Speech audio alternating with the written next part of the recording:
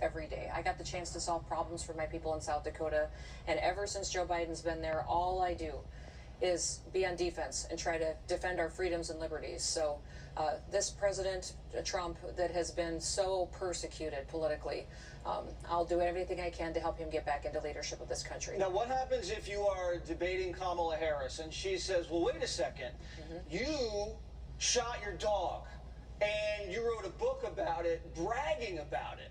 How can you be vice president? You know, that story was a choice as a mom. The safety of my children versus a dangerous dog that was killing livestock and attacking people.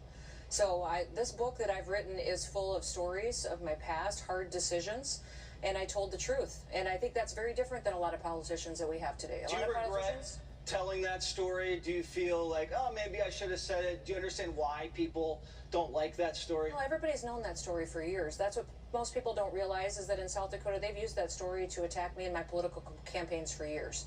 I wanted people to know the truth. This dog was vicious. It was dangerous. It was killing livestock for the joy of it and attacking people. And I had a choice between keeping my family safe. I had little kids at the time. A very public business of inviting people out to come out and enjoy our hunting lodge and our business. And I don't pass my responsibilities off to anybody else. So that story's in the book because I want people to know that I'm honest, and that when I have difficult jobs, that I take responsibility myself. All right, so you're standing by the dog story. Well, I'll tell you what, it's the facts. Okay, that's the facts. And I understand that they're attacking me for it, Jesse. Yeah, they are. So they're also attacking you. I guess you said you met Kim Jong-un. Did you meet him? I've been to the DMZ. I've been to North Korea. You know, people, I don't talk about my conversations with world leaders. And so when I looked at the book and I saw that excerpt, I decided to make the change to the content of the book, and that's been done. So you didn't have a conversation with Kim when you were at the DMZ? I don't have conversations about my conversations with world leaders. I've been working on policy for 30 years, Jesse, and that's what most people don't remember about me is I'm old. I'm a mom, I'm a grandma, I've got 3 little grandbabies. You're not that old. So maybe you did have a conversation with Kim, but you don't want to talk. I will not talk about my personal conversations with any world leaders. It just won't, and I'm not going to do it. What have you learned from this book tour?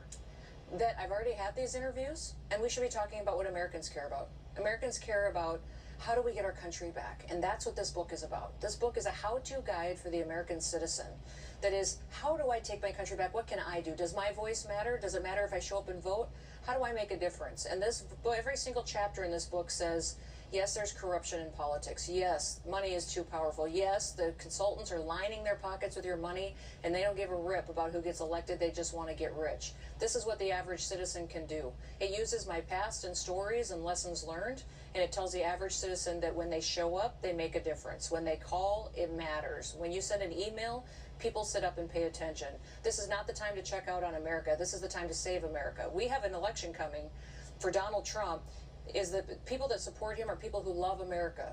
Everybody else that is in the White House right now are trying to destroy America. This is when it matters that the average citizen has a blueprint for how to do that. Christina, I just found out, because I was so excited that you gave me a cowboy hat. Yes. And then I found out you also gave Gutfeld one. Oh, my goodness. And now I feel like you give hats out to just anybody. I thought I was special, Governor. You are special. I am special. Well, now we've upped the game. Now you need a pair of cowboy boots. Now I need boots.